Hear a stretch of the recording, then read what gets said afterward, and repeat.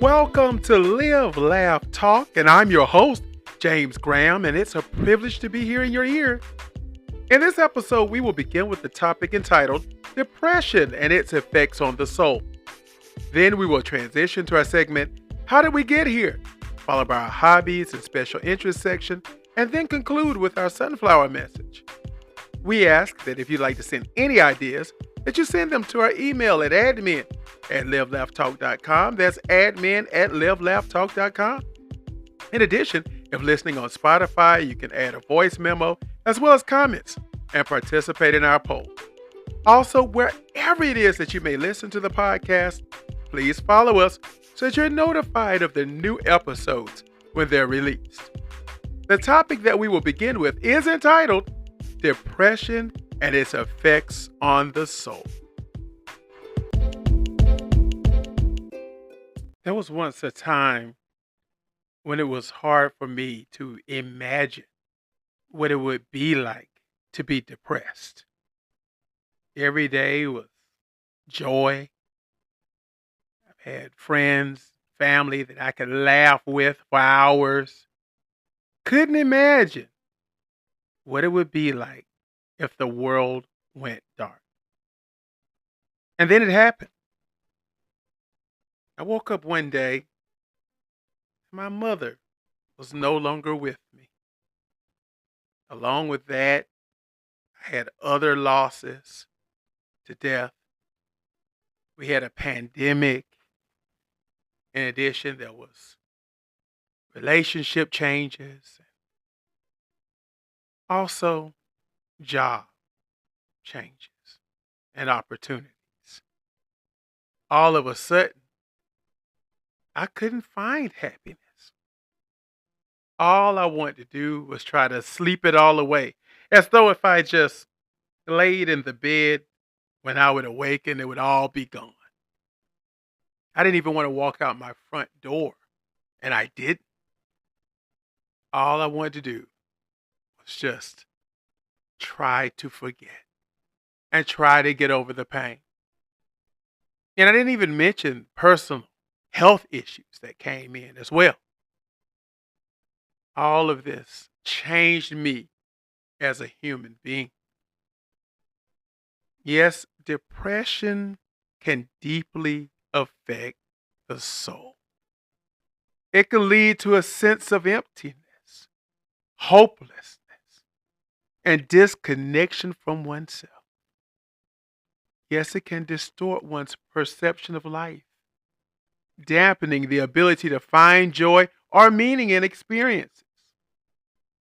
It often manifests as a heavy burden on the soul, eroding self-worth and sapping the energy needed for emotional resilience. The constant struggle can create a profound sense of isolation, making it challenging to connect with others on a deeper level. Yes, it's essential to address both the emotional and psychological aspects of depression to begin the journey towards healing and rediscovering a sense of purpose.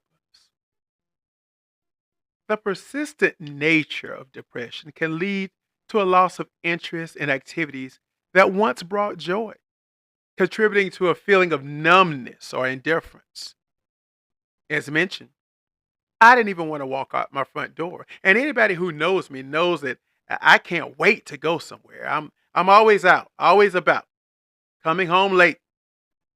There's so much to do, it feels like to me. I love to shop. In addition to that, I love to watch sports, love football, college football, professional football. None of it brought any joy at all. I didn't want to see a game. I didn't want to walk out my front door, as I mentioned. I didn't want to go about. Didn't want to ride the Harley. Nothing. I was numb. And when this happens, the soul may grapple with a profound sense of fatigue as the emotional weight takes toll on both mental and physical well-being. Recognizing the impact that depression can have, one must decide to actively engage in therapeutic interventions. Things such as talking with friends and family. Some may even need medication or counseling. All of these things can be instrumental in restoring balance to the soul and fostering a path toward recovery. For myself, it was talking to my father. I just kept him informed of all that I was feeling, no matter how tough it was for him to hear it. In addition to that, podcasting. When I began doing this, there was an inner joy. I was able to empty myself to people I don't even know. Yet it brought me joy. It continues to bring me joy. As you can see, we're doing 4 shows a week now. And I'm not saying that the depression is gone and talking to dad and talking to you guys is just, oh, it made me better and I'm doing cartwheels. But you know what? I feel better. I'm getting there. And I've adopted new things in my life, like we've mentioned before with me, helping out in the school system. Yes, bringing me back to education, which brought me joy. Bringing me back to people, children, and their parents brings me joy. So I had to find something. I had to seek out what could support me.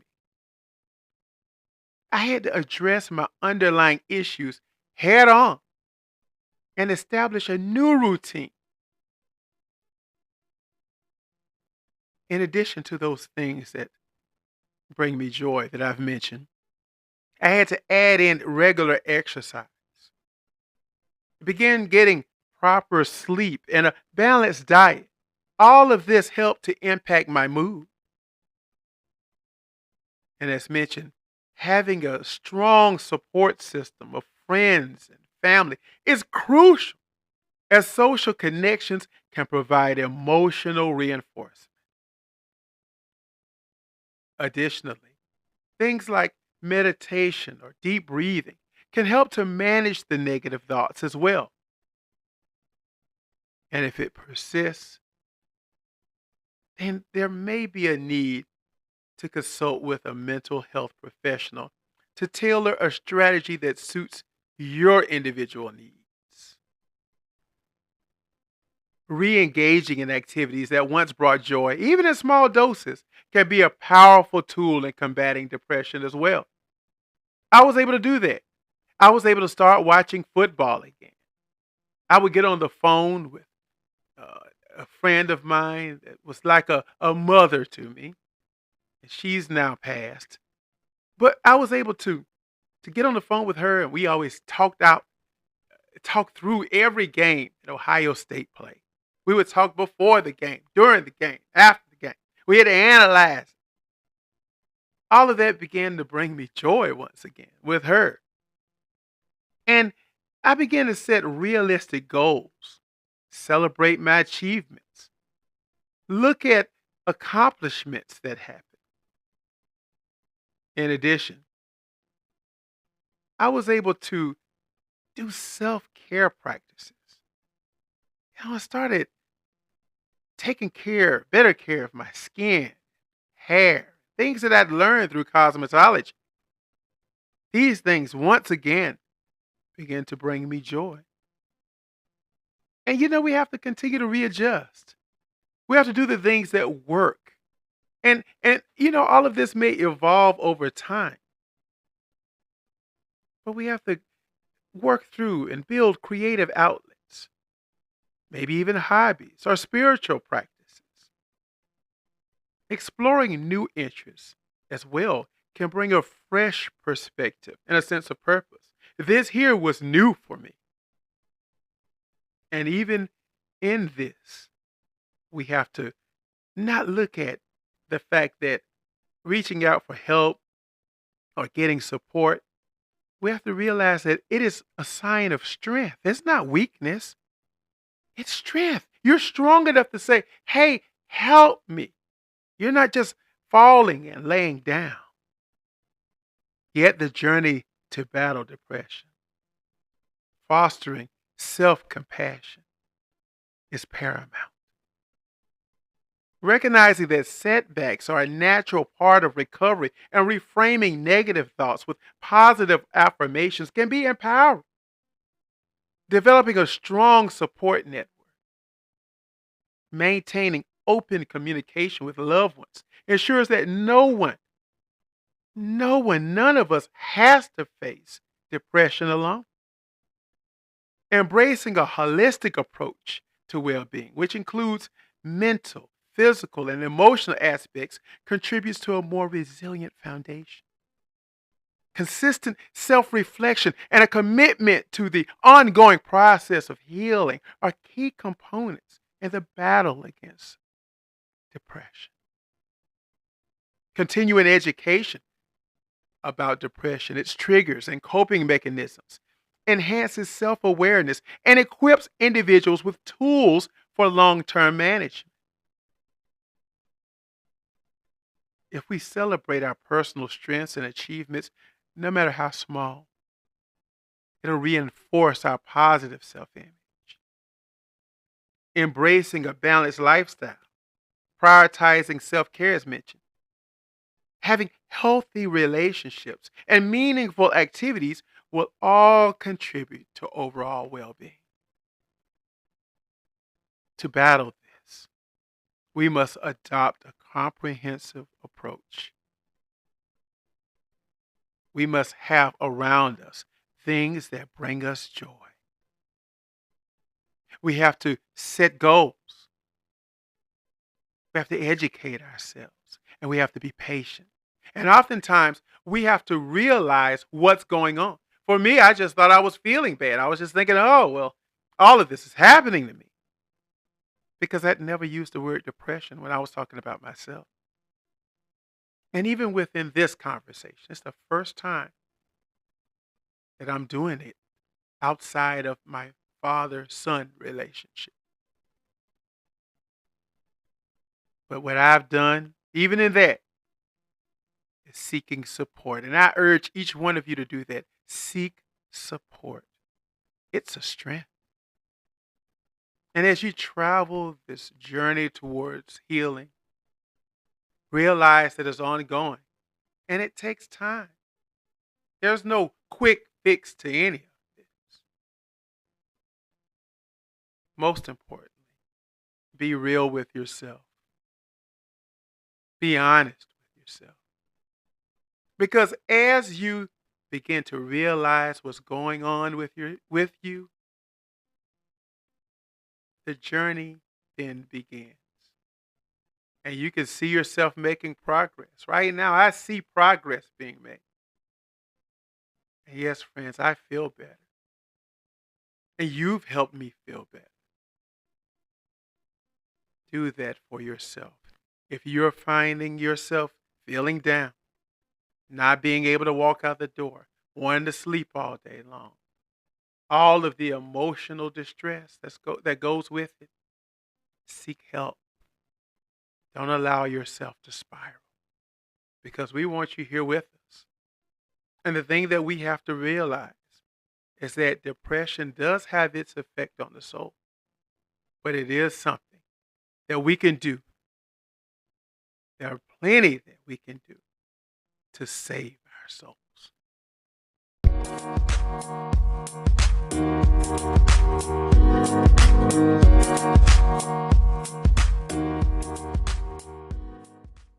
If you squirm at the thought of creepy germs lurking on toilet seats and faucet handles, you probably spend as little time as possible in the restrooms of your office building, not to mention those in restaurants, hotels, and, God forbid, a gas station. And during those nerve-wracking moments where you dare to venture into the confines of the bathroom, you may find yourself pushing open the stall door with your elbows, crouching precariously above the toilet seat rather than letting your skin touch it, and possibly flushing with your shoe. Yes, there are plenty of bugs lying in wait in public restrooms, including both familiar and unfamiliar suspects like Streptococcus, Staphylococcus, E. coli, Shigella bacteria, hepatitis A virus, the common cold virus, and various sexually transmitted organisms. But if your immune system is healthy and if you adopt simple hygienic measures like hand washing, you should be able to deliver a knockout punch to most of what you encounter and perhaps put your germ phobia to rest. But no doubt about it. There could be a witch's brew of germs wherever you turn in public restrooms. Many people consider toilet seats to be public enemy number one. They see it as the playground for organisms responsible for STDs like chlamydia, gonorrhea. But before you panic, the toilet seat is not a common vehicle for transmitting infections to humans. Many disease causing organisms can survive for only a short time on the surface of the seat. And for an infection to occur, the germs would have to be transferred from the toilet seat to your urethral or genital tract, or through a cut or sore on the buttocks or thighs, which is possible but very unlikely. Germs and feces can be propelled into the air when the toilet is flushed. Yes, there are ones who doctors advise leaving the stall immediately after flushing to keep the microscopic airborne mist from choosing you as a landing site. The greatest aerosol dispersal occurs not during the initial moments of the flush, but rather once most of the water has already left the bowl. Other hot zones in public bathrooms include sinks, faucet handles, and towel dispensers. Picture someone emerging from a bathroom stall and turning on the faucet with dirty hands. And you'll know why faucet handles are a potentially troublesome surface. Studies have found that sinks are the greatest reservoir of germ colonies in restrooms, thanks in part to accumulations of water that become breeding grounds for tiny organisms. Your immune system is your first line of defense against contracting diseases in public restrooms, but hand washing is a very important thing to do. Yet a survey that was part of a Clean Hands campaign revealed that though 95% of men and women claim they wash after using a public toilet, observations made by researchers discovered that only 67% actually do. So that means you go to a buffet. Someone goes to the restroom. They touch the dirty sink or they don't.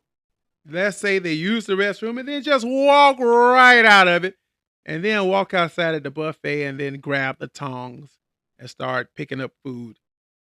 Imagine how much is contaminated. Those tongs are contaminated. The food is contaminated. Everything around is contaminated. And then you find people like that don't wash their hands. They'll be the first ones to come out, hug you, shake your hand, all that kind of thing. Disgusting. Airborne transmission of diseases is another consideration in public restrooms, particularly in closed spaces. Respiratory droplets from coughs or sneezes can linger in the air. Adequate ventilation and maintaining physical distance can help reduce the risk. Additionally, being cautious about touching surfaces and using hand sanitizer can further protect against potential exposure to harmful bacteria or viruses. Overall, practicing good hygiene and taking necessary precautions can minimize the dangers associated with using public restrooms. And further, advancements in restroom design, such as touchless fixtures and improved ventilation systems, aim to enhance safety and reduce the transmission of pathogens. Public health guidelines often evolve, influencing restroom facility management and user behavior. Staying informed about such guidelines and incorporating them into personal practices can contribute to a safer restroom experience. Ultimately, while there are considerations for using public restrooms, practicing good hygiene, being aware of one's surroundings, and adapting to changing circumstances can help navigate potential risks effectively. In navigating public restroom environments, individuals can also play a role in promoting a collective culture of cleanliness. This includes proper disposal of waste, reporting any facility issues to management, and adhering to posted hygiene guidelines. Maintaining respectful and considerate behavior in shared spaces contributes to a more sanitary and comfortable experience for everyone. As hygiene standards continue to evolve both on an individual and societal level, adapting to new practices and technologies can contribute to a safer and more hygienic public restroom environment. But using public restrooms carry potential risks. As we mentioned, exposure to germs, airborne transmission, and contact with contaminated surfaces. However, if we practice good hygiene, stay informed, and adapt to evolving guidelines, we can mitigate these dangers. Yet, there is so much that happens and so many people who just won't follow the rules. Thus, we have all of these diseases that come about just from relieving yourself in a public restroom. So that leaves us with the question that we ask: how did we get here?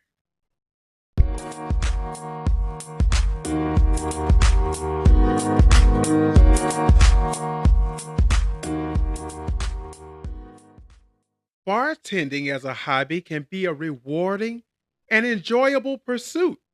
It allows you to explore mixology, experiment with different ingredients, and develop the skill of crafting diverse cocktails. Learning about various spirits, flavors, and techniques adds a creative element to the hobby. Additionally, bartending at home provides an opportunity to entertain friends and family, which creates a social and fun atmosphere. It's a hobby that combines creativity, hospitality, and a touch of flair, making it a popular choice for those who enjoy the art of mixology. Delving into bartending as a hobby offers a chance to master classic cocktail recipes and even create your own signature drinks. It involves understanding the balance of flavors, learning about glassware, and honing presentation skills. Exploring different types of alcohol, mixers, and garnishes broadens your palate and knowledge. Additionally, attending mixology classes or reading about the history of cocktails can deepen your appreciation for the craft. Overall, bartending as a hobby provides a dynamic and engaging way to enhance your social gatherings and develop a unique set of skills. Furthermore, bartending encourages a sense of experimentation. You can try out new trends, infuse your own syrups, or even create themed cocktails for special occasions. Building a home bar with a variety of spirits, tools, and garnishes becomes part of the hobby, allowing you to customize your space for creative mixology. Sharing your concoctions with friends and receiving feedback can be a gratifying aspect, turning your home into a mini cocktail lounge. This hobby not only provides a skill set, but also fosters a sense of community and enjoyment around the art of making drinks. Moreover, bartending as a hobby can offer a unique avenue for continuous learning. Keeping up with industry trends, exploring new cocktail recipes, and understanding the cultural origins of various drinks contribute to a rich and evolving knowledge base. Engaging with the broader bartending community, whether through online forums, events, or local mixology gatherings, provides opportunities to exchange ideas and techniques with fellow enthusiasts. As a hobby, bartending is not just about mixing drinks. It's a dynamic journey of exploration, creativity, and staying connected to the ever-evolving world of beverages. Our sunflower message is a poem. In the dance of time, a future untold, where dreams unfold and stories are bold. In the tapestry of days yet to be, hope paints the canvas, setting spirits free. Echoes of progress, whispers of change, as possibilities endless rearrange. In the symphony of tomorrow's song, a melody of resilience, both sweet and strong. Through challenges faced and triumphs won, the journey continues under the sun. In the book of the future, unwritten, pure, adventure awaits, a promise to endure. So gaze ahead with eyes wide and bright, embrace the unknown with all your might. For in the heartbeat of each new day, the future unfolds in its unique array. On Cash App, $Live Laugh Talk, Twitter, @Live Laugh Talker. On your podcast platform, press the $ to donate and support our podcast. We really appreciate whether you can do it one time or monthly. You can set all of that up either on Cash App, Twitter, or your podcast platform. Also, rate us the highest that you can on your platform and tell your friends about us and your family, colleagues, others, so that the podcast continues to grow. Also, go to Etsy and search for How Did We Get Here? Or you can search for James Graham, Live Laugh Talk, either of those, and you'll see all the merchandise. So much out there now. We've got tumblers, ties, socks, hats, t-shirts, hoodies, all types of things. This is James and George's baby boy signing off. And as you know, I can't wait to talk with you again soon.